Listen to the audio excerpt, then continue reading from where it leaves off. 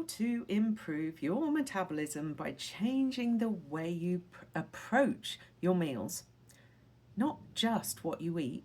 So you've tried focusing on calories in, calories out. You're constantly trying to be good. You've tried to find the greatest way to eat. You've been leaning on discipline, but nothing is sticking and you're left wondering, what's wrong with me? There's nothing wrong with you. Your body has been responding to the stories that you've been telling yourself about food, about your body, and your weight. I am Rachel Fox, and I'm an eating psychology coach. I help women understand the way that their thoughts and emotions and their body and their nervous system all work together so food stops feeling like a battle, so they can finally feel at home in their bodies. Before we go on, just take a breath. Notice your body for a moment. Just notice where it is in space. When was the last time you truly noticed your body on the inside and how you feel? Most women believe the biggest influence on their weight is the food they eat. But for decades, I've watched the same patterns show up in all of my clients.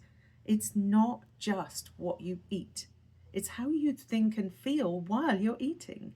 When you eat while criticizing yourself, like, I shouldn't be eating this, I should be watching everything that passes my lips, your nervous system is in stress. It's potentially hearing danger. I'm not okay as I am.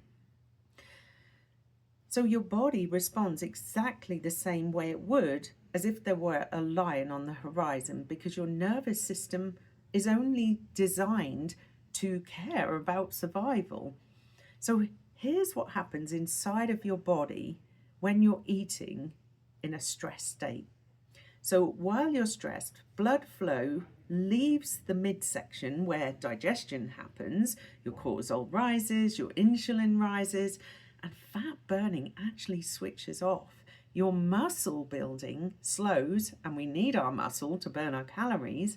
Your sensitivity to pleasure drops, so you'll be eating more to feel the same amount of pleasure. Your appetite becomes dysregulated. Nourishing choices feel harder. Your whole system goes into this stress mode, not because you're weak, but because your body prioritizes safety. The crazy thing is, your nervous system can't tell the difference between a self-critical thought, a stressful day, a disappointing weigh-in, or an actual physical threat.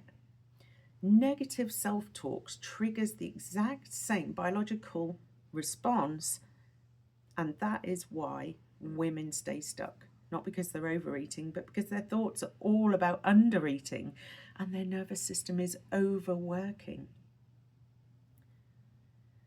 For years, I ate with this constant undercurrent of fear. Is this going to make me gain weight? Should I be eating this? I'll do better tomorrow was a classic one. I thought that if I criticized myself and the way I ate and what I ate enough, I'd finally get it right. But the opposite actually happened.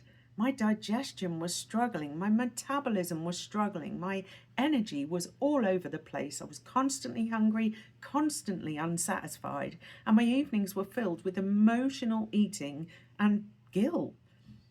So it wasn't until I learned and understood about mind-body nutrition, and I really got to grips with how deeply the nervous system responds to our inner dialogue, that everything changed for me.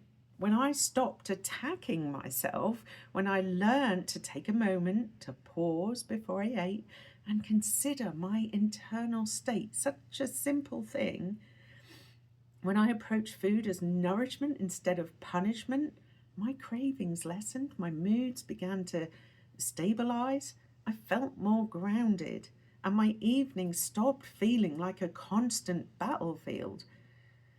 So everything changed on the inside, and then my outside self began to change too. So here's just 5 simple ways that you can begin seeing this for yourself. Number 1, notice your inner dialogue not judging, just to see what tone you're actually eating with. Number 2, take 3 to 5 deep breaths before you eat. This signals to your body, I'm okay. And then digestion can switch back on. Number 3, eat with the intention of nourishing yourself. Your metabolism responds differently when the intention is to care for your body and your energy and your moods, not to punish yourself. Number 4, invite in pleasure. Pleasure actually switches on the parasympathetic nervous system, the relaxation response. And this system is required for digestion, metabolism, and appetite regulation. And finally, number 5, really consider curiosity instead of criticism. Ask yourself, what is happening in my body right now? Where is my pleasure? This one thing can change your whole physiology immediately when you're eating and your body's preparing for digestion. When your body feels settled instead of threatened, digestion improves, appetite regulates, and the metabolism works the way it's designed to. This isn't willpower, it's biology. It's just one part of what we do inside the Beyond Weight program. We begin by building a foundation that your body needs, physical and emotional energy, so you no longer feel like you're constantly fighting yourself. Then we move into understanding your body's language, the cravings, the cues, the beliefs, the stories your nervous system has held on to for years. And once food no longer feels like a threat and you're actually more kind of online or present at meal times, we move into self-discovery. And this is all about reconnecting with your strengths, your values, the parts of you that have been buried underneath decades of food noise. If you're nodding along and you want to explore this more deeply, just drop the word energy into the comments and I will follow up with you privately.